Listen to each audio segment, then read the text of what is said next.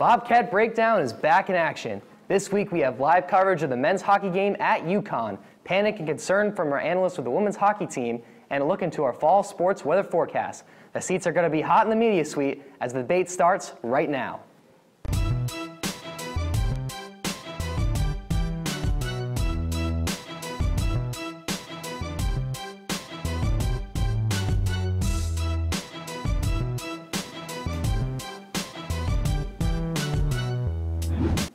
Bobcat Nation, welcome back to another episode of Bobcat Breakdown.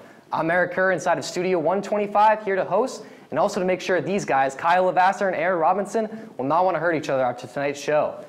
Some trash talk made its way onto Twitter today. We have a tweet here from Aaron Robinson talking trash to Kyle about it. So Aaron, what do you have to say about this tweet? Hey man, look, I had to let Kyle know what was coming to him. You know, you guys that watch this show know what happened to Dylan Fearon last year on this very show. So I had to give Kyle a little forewarning about what was coming to him tonight because he will be getting the same treatment.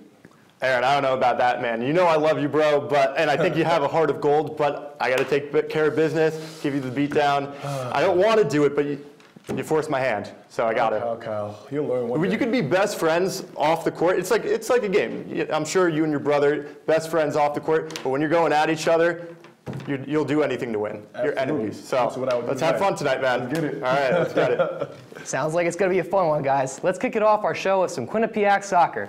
The men's soccer team has an impressive 4-1 record in MAC play, but recently lost 1-0 to an Iona team that was near the bottom of the standings before the match. With a shaky performance on the road last weekend, who do you guys believe need to step up to prevent these types of losses? Aaron, I'll let you go first. No, I want you to go first. Oh, okay. How kind of you. All right. So, men's soccer right now, 4-1, dominating the MAC from my perspective. So, there aren't many choices, I think, that you can have people step up. The one guy in my mind is Salah Omoru. There's 3 forwards on the team. You have Eamon Whalen, a stud, leads the MAC in goals. Obviously, he doesn't need to step up. Rashawn Daly is having one of his better seasons that he's had at Quinnipiac. He's top 10 in the MAC in assists. He's been hot in conference play, so I can't choose him to step up. If there's one forward I'm looking at, it's Salah Omoru. Rashawn Daly graduates at the end of this year, so there's going to be a void in forward for the years to come. Omoru, as a sophomore, still has 2 years left at Quinnipiac. If he can add some depth to this scoring unit that every year since Eamon Whalen has come here, he's been their go-to guy. So if they can add some depth with Omoru to put the ball in the back of the net, that would be huge to the Bobcats. So far this year, he's played in every single game. Granted, he's come off the bench in the majority of these games, but he still has no goals and no assists. If he can add to the score sheet, that's huge for the Bobcats. All right, Kyle. I'm going to tell you why you're wrong. Tell me. Last week, you sat on this desk and you said that Rashawn Daly was the best player on the Quinnipiac. Oh, no. I did not. That was MJ Bear. MJ said that. And I completely disagreed with that. But go on. Okay. Anyways, Rashawn Daly is the person who needs to step up for his Quinnipiac men's soccer team. And I'll tell you why. Tell me. Quinnipiac on the season is 2-0 when he scores a goal, 3-1 when he scores a point. Last season, Quinnipiac was 3-0 in games where Rashawn Daly scored a goal. Now, I know this is a small sample size, but the bottom line is that when this guy scores, they win. This guy is the most athletic guy on the team, the fastest guy on the team, the tallest guy on the team, and he is physically imposing over most of his opponents that he plays in the MAC. So, with that being said, I need to see more from him. Eamon Whalen. Oh, you need to see more, even though he's doing all of that. I need to see. No, he's athletic, but he has 2 goals on the year. I need to see. Eamon Whalen has 8 goals. Can we get somewhere 3, 4, 5, somewhere close in up in that range? I think if he does that, the Quinnipiac men's soccer team will have a lot better prognosis going forward, and I think that they will be better off. So I see your point, but I don't see goal scoring as Daly's job. I see him as getting the ball to Eamon Whalen. Daly is top 10 in the MAC in assists right now. You can't argue with those numbers. I mean, his job isn't to score. Whalen is a unbelievable goal scorer. If you can get the ball to him, your job's done. You don't have to be something more than you're not. Sometimes when you try to be something you're not, it just goes bad for the team. Be a selfless player like Daly's being and get the ball to Whalen. Gentlemen, you guys are both right. All these players have to certainly pick up the pace, especially with a tough schedule coming up for the team. While the challenging slate of games may be significant in team's preparation for the playoffs, it can certainly wear a team out towards the end. Is it better to have an easy schedule or a difficult one at the end? Aaron, we'll start with you.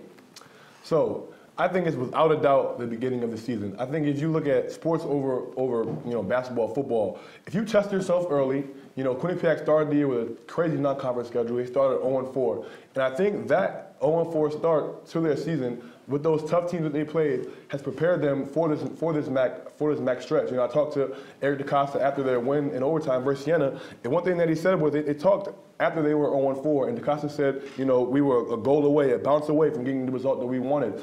Those games proved to us that we were capable of getting the results that we wanted.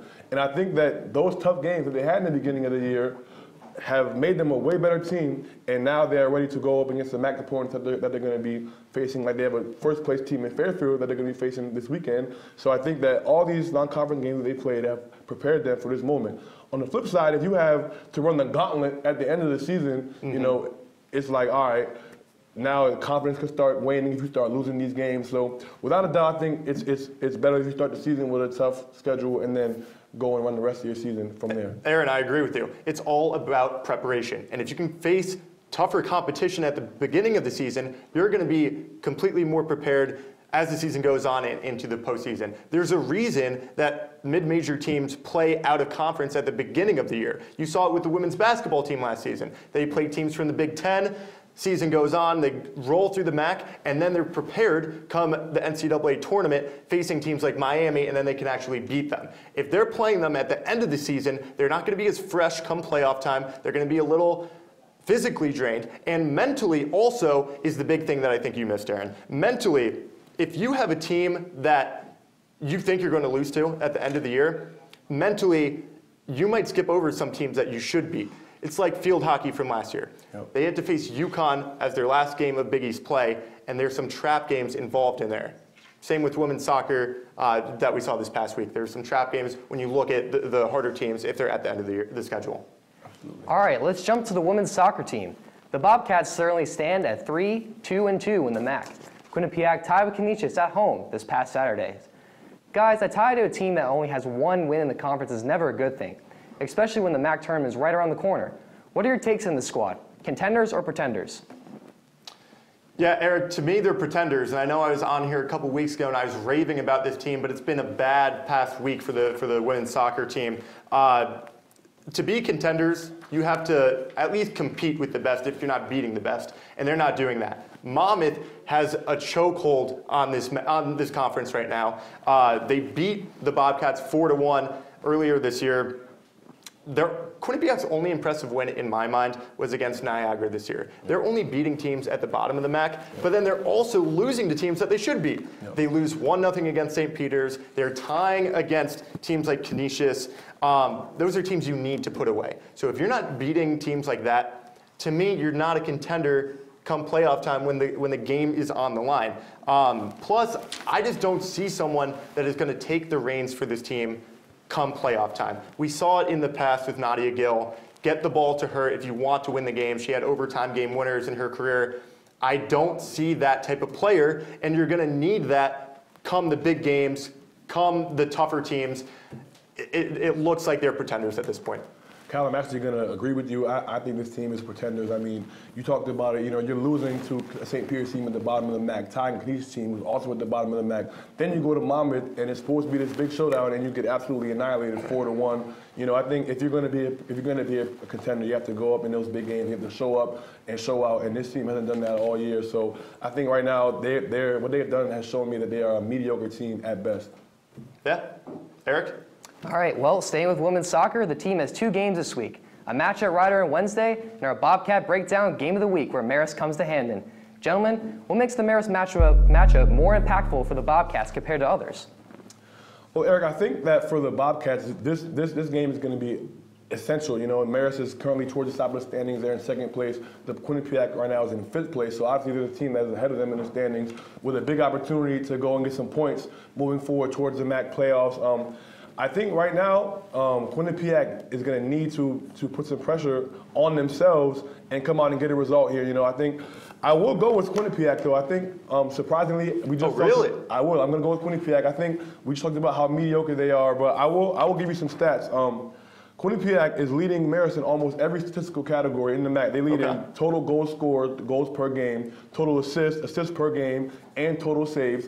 And Marist will be traveling to Quinnipiac, where Marist is 4-5-1 on the road, so they have a losing record. So I will take Quinnipiac in this game. You're saying Marist has a losing record at home? Marist has a losing record on the road. Oh, Marist's wow. road record is a losing record, and they're coming to Quinnipiac to play the game. So I think that Dave Clark's team has their back against the wall. They've been playing bad lately. I think that they need to come and get this win. I think they're going to make a statement. I think they're going to get this win. Yeah, I mean, for me, I'm taking the Red Foxes in this one. They're still playing for something where Quinnipiac obviously is playing for something, but Marist, they're fighting for home field advantage in the playoffs, which could be a huge difference maker if they play Monmouth. Speaking of which, Marist is very similar to Monmouth. They're a very defensive team. They haven't allowed more than 1 goal in 6 out of 7 MAC games. I think the Red Foxes win this one. All right, good insight, guys. Let's now take it to the rink with MJ Baird, who has live coverage Quinnipiac took on UConn tonight. Eric, thank you. Yes, Quinnipiac versus UConn men's ice hockey just finished right up here at the People's United Center, rather. And this is a good game. 4-2 your final. Quinnipiac starts its season at 2-0. Quinnipiac scored the first 2 goals in this one. UConn would mount a little bit of a comeback. I'll get to that in just a second. But ultimately, the Bobcats prevail with an open net goal towards the end of the game. It was hard hitting. My biggest observations, though, the Quinnipiac defensemen. They really wanted to jump up into the play on this game. Something that the Quinnipiac defensemen like to do, but it really stuck out to me in this game. I'm not sure if that was because UConn gave the Bobcats defenders a lot of space to do so, or they were just really aggressive today. As I said, Quinnipiac scored the first 2 goals, but there was a turning point in this game in the middle of the third period. Ruslan Iskahov for UConn, he went down with an injury. Brogan Rafferty hit him as he came over the offending blue line with his head down, and really he didn't get up. The paramedics had to come out onto the ice to help Iskahov off. He's a freshman on this UConn team playing in only his 2nd collegiate hockey game, and I thought maybe his injury would spark the Huskies. It didn't right away. They didn't score on the penalty that Rafferty got because of it. However, they did score on a later power play to make it a 1-goal game, but ultimately Quinnipiac put the proverbial nail in the coffin with the open netter there, and they won this one 4-2, guys. So MJ, the goaltender starting spot is up for grabs between Andrew Shortridge and Keith Petruzzelli. Who got the start tonight, and how did they do? Well, Eric, it was Keith Petruzzelli, the sophomore Quinnipiac draft pick. Both teams had draft picks in net tonight, but for the Bobcats, it was Petruzzelli. First period, not really tested all that much. However, he did give up a bad angle goal late in the first, but I will give it to him. It was a terrible screen by his own player in front of him, but again, from a bad angle. That one probably should not have gone in. Second period, misplay by one of the Bobcat freshman defenders, and Petruzzelli was there to bail him out. He made multiple good saves tonight. But Eric, the more interesting thing here is Petruzzelli has gotten the start in both of the Bobcats' first 2 games. Coming into this season, we kind of expected Shortridge and Petruzzelli, Shortridge being the junior goaltender, to fight for this spot, but so far it's been all Petruzzelli. The Bobcats have Boston College Friday at home. It's yet to be determined who'll be in net, but if Rand Pecknell keeps with his trend, it'll be 3 in a row for Petruzzelli, guys. All right, thank you so much for MJ. Have a great night. Thanks for joining us. All right, so we'll jump into a quick commercial break, but when we come back, the panic meters will be brought out for the women's hockey team. Also, we will have Jonathan Banks and the upcoming sports weather report. We'll be back in 2 minutes.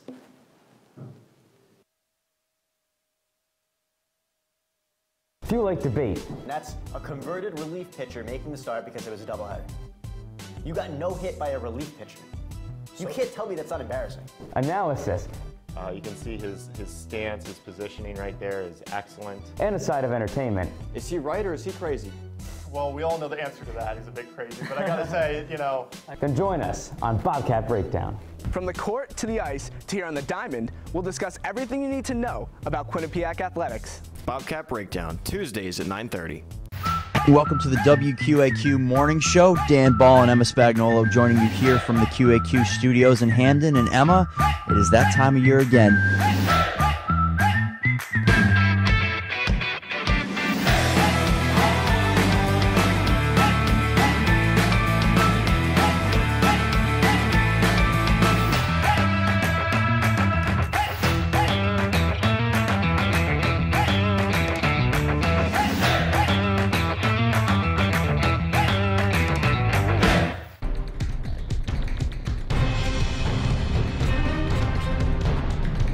Whether you're on the quad in your room or off campus, tune in to Q30 News for stories from student journalists you can trust. We're covering the latest here on campus and in the surrounding communities.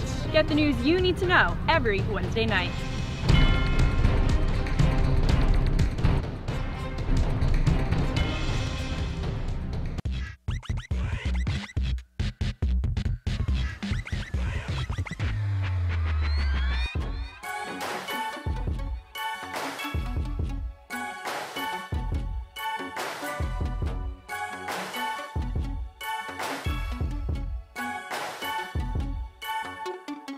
From Hamden to Hollywood, we are your source for entertainment news.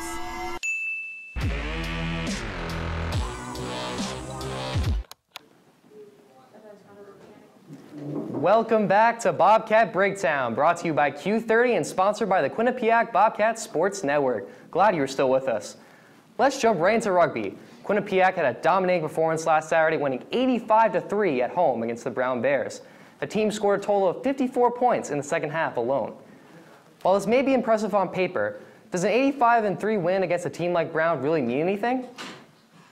Eric, I'm not going to overthink things here. I think sports analysts sometimes tend to do that. If you win 85-3, of course that means something. You're taking care of business against a team that you should beat. So I would be a little more concerned if they only barely beat them.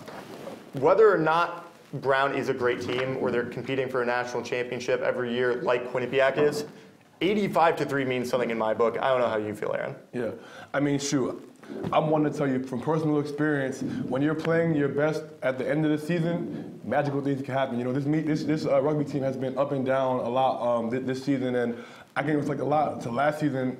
We were up and down a lot through the season, but by the end of the year, men's basketball, yes, we were up and down a lot through the regular season, but towards the end, we were playing our best basketball, and we were able to make a run in the MAC tournament. And nobody would have said that we would be there, throughout the season. So this rugby team, obviously, they have a lot of young players. They have some returning players as well with some experience. So I think that this 85-3 win is the type of win that can give you some confidence and propel you forward into a magical playoff run if they have the board to do it. I agree. Yeah, it's all about when you get hot. Yep. Yeah, we'll see if this group of freshmen, so many of them in the roster, can figure it out. One can wonder if this team of new faces can form a true identity that will translate into wins. Kyle, what is a team identity that they have? Well, you just touched on it, Eric. They're a very young and inexperienced team. When you have 8 freshmen on the roster and you're losing unbelievable historic players like Alona Marr, of course you're going to have some inexperience, a little time to bounce back to where you were. I'm not expecting them to win a national championship this year. I'm expecting them to be competitive and in the next year or two to get back to where they were. They have 8 freshmen on the roster. They started out against the 2 best teams in the country in Dartmouth and Harvard. Both of them competed for the national championship last year, made it to the semifinals. Dartmouth was in the championship game against Quinnipiac. Now they're facing tougher teams that they have in the past. They're not facing easy teams in the NIRA like AIC, like Westchester. They're facing the toughest Tier 1 teams in the conference like Dartmouth, like Harvard. Brown might be the exception to that. But they're still taking care of business against them, which is the important thing. I think give this team a little bit of time. They'll get back to where they were, but right now they're just young. Yep.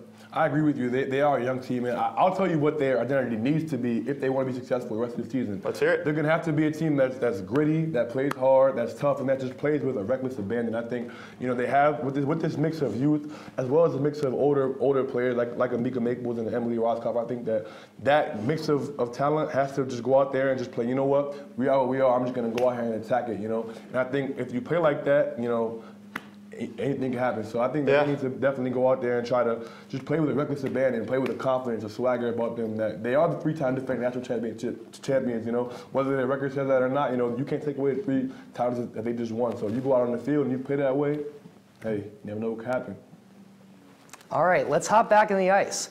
The women's hockey team is a total of 6 games under its belt, but has not won any of them. The Bobcats currently stand a record of 0-4-2 after tying twice with the Catamounts at Vermont. With many negatives and little positives for Quinnipiac women's hockey, I believe that the panic meter is necessary to measure what is going wrong with this team. So many of us thought Melissa Samaskevich would provide a ton of scoring this season. However, she's only recorded 2 goals this year. Aaron, how are you feeling about this? Eric, I will tell you right now, I am not at all concerned with Melissa Samiskevich. This girl can turn it on at any time, whenever she wants. I mean, we saw she scored 2 goals in the exhibition game and tallied an assist. She had 2 goals in the game against Ohio State. Those were only 2 goals of the season, but Ohio State is one of the best teams in the country, and she showed that she can score versus them. She led the team last year with 15 goals. I mean, Samo is a dynamic scorer, and I'm not at all worried about her goal scoring because I'm very, very confident that if she needs to turn it on and she challenges herself, she can turn it on whenever she so pleases. So I'm not worried about Samo whatsoever. All right, well, here's the thing, Aaron. Hockey is such a team sport that other teams are going to lock her down. I'm a bit cautious about Samiskevich right now, and it has nothing to do with her talent because she is by far the best player on the team. Unbelievable shot, skill level. So it has nothing to do with Samiskevich. It has to do with her having too much weight on her shoulders. She has to be the go-to goal scorer for this team. I was up in Burlington, Vermont this weekend, Aaron. Whenever Quinnipiac was on the power play, and especially late in the game for game 1 on Friday night, she had 3 opportunities with less than 2 minutes left, 3 different times that she shot, and each time Vermont clogged shooting lanes. She didn't get a good look, but I think there's just too much pressure on her that she feels the need to score. So that's why I'm a little bit cautious. She's still the best player on the team. It has nothing to do with her talent. Okay, so another major concern comes from the team's inability to score in the power play, as they are 0 for 20 with the extra attacker. Kyle, what's your take? Eric, I'm pretty rattled right now with the special teams. I'm not red hot, crazy concerned about them. They're 0 for 20 on the power play. Obviously, that's never good. But Cass Turner likes the way the power play is advancing. You saw it this weekend. They were making better passes. They're still giving it to Samiskevich a little too much, in my opinion. Someone else needs to step up. But I look at past teams and their success in the power play. The men's hockey team 2 years ago, a similar run, 0 for 20 at the beginning of the year. They ended up finishing the season at about 20% on the power play. So that's why I'm not red hot, but I am rattled right now. Yeah, I am at an absolute red alert with this Quinnipiac special teams. They're an over 20 on the power play. And I was not at the Vermont game, but I was at both Ohio State games, both the games against Maine and the exhibition games. And this team is not getting pucks to the front of the net. You know Kyle's as better as anyone. If you get pucks to the net, good things happen. And I watched them, and I feel like they're squandering opportunities on the power play. I mean, it's just like it's chaos, man. I think they need to get shots on goal, get pucks to the front of the net, and they need to put more pressure on the goaltending so they can try to get some goals. They're not getting very many quality opportunities on the power play, and I think that this is because they're not getting shots on goal and they're not getting quality looks. Well, I think you're right with your analysis, but I remember Rand Pecknell telling me 2 years ago when his team had the same exact problem, the men's hockey team. The power play always takes a little bit longer to develop than the penalty kill. So the PK is always going to start the year a little bit stronger than the power play, at least in Rand's eyes. Yep. All right, lastly, the team's 2 goalies, Abby Ives and Allison Small, had solid resumes at the position last season, but have been a bit inconsistent, helping the team steal some wins. Aaron, are you worried? Right now I'm concerned. So I'm not at a red alert, but I am worried. I think they're averaging as a team 2.41 goals per game. And a lot of that is because Abby Ives is at a 2.16, but Allison Smalls is above a 3.3 goals allowed average per game. So I think I'm rattled. That is not a very good number. I think they need to be lower, closer to the ones in order to be successful, especially since they're not scoring goals. They need to keep the puck out of the net, which is why I think I am a little concerned with their goaltending right now. Aaron, I'm concerned too. Right now, neither goalie has really wowed me, and the competition in ECAC hockey is at an all-time high this year. Clarkson is scoring 4.5 goals per game. Colgate is scoring three goals per game, and the offense of this team just isn't good enough to keep up with that. So the goaltending really needs to pick up the pace. They haven't had a shutout this year. They're still platooning, looking for that goalie. Ives was solid this past weekend, don't get me wrong, but not at the level of these other teams in the league. Solid input, gentlemen. Let's head into another commercial break. When we come back, Weatherman Banks makes a sport weather report. Big plus, stick around for Bobcat of the Week and Final Roars. You don't want to miss it. Welcome to the WQAQ Morning Show. Dan Ball and Emma Spagnolo joining you here from the QAQ studios in Hamden. And Emma, it is that time of year again.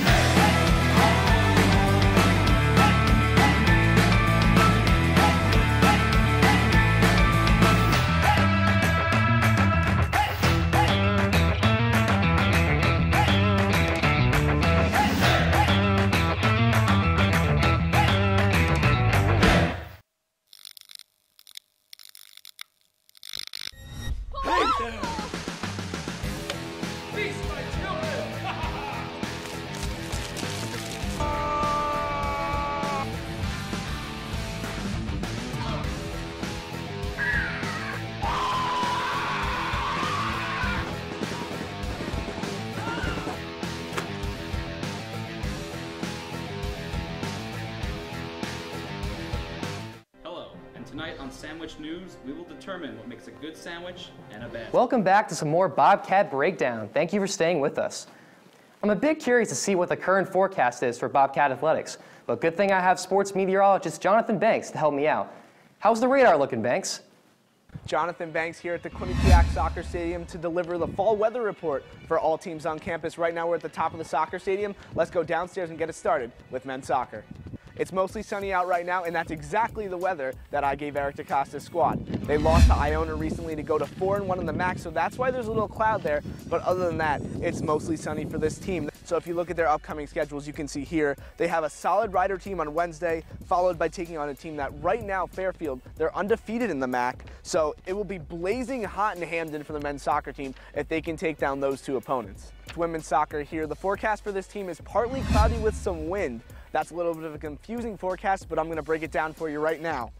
There was some sun because of 4 unbeaten games in the MAC for this team, but 2 losses in a tie in their last 3 games. That takes away the sun. But I'm adding wind because of all the pressure they've generated in the last 3 games. Like I said, the loss in the ties against St. Peter's and Canisius. They've only scored once, but they have outshot their opponents 56-21 in those games. Now, after all that, we're going to send it all the way back down the road to the rugby pitch to look at Becky Carlson's squad. The 3-time defending NIRA national champions, something that I really had to think about, but I'm deciding to give them the warm showers.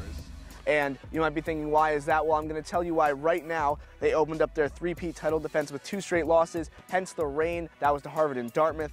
Then they had 2 wins, which makes it warmer outside because it's a positive. Then they lost to Harvard for a second time this season. That was in Cambridge. But then on Parents' Weekend, this past weekend, they demolished Brown 85-3. So just like with warm showers, you're not sure what you're getting. You're not sure what you're getting with this team this year. Now on to the Field Hockey Stadium. Becca Maine's squad in the Big East this season, but although it's sunny right now, we're going to have to give them a heavy rain and downpour icon. Hasn't been the best season for them. They're 1-4 in Big East play. They're on a 5-game losing streak right now. We're going to send it all the way over to the Burcon Court to analyze the weather report for the Quinnipiac volleyball team. Here in front of the volleyball court, the forecast for this team is snow to rain. It just keeps getting worse and worse for this volleyball team. They're 3-17 on the year. They've lost 6 straight MAC contests, and the snow is great. People do love snow, and that's a positive. As you can see here, Maria Pensari and Kat Miller have both hit some important milestones, so that's great. It's just like the fluffy snow around Christmas time in the holiday season, but it just can't cover up the ugliness of the rain. Now that I've given you all 5 teams, let's take a quick look at what the weather forecast is as a whole. For men's soccer, we've got a mostly sunny forecast. For women's soccer, it's partly cloudy with some wind. Rugby gives you some warm showers, as you can see with Becky Carlson under it. We've got field hockey, who's heavy rain. It's just a pure downpour. And lastly, for volleyball, like I just mentioned, it's snow to rain. So that's an overview of what we got. That was the Breakdown Weather Report. I'm Jonathan Banks. Now back to you, Eric, at the desk.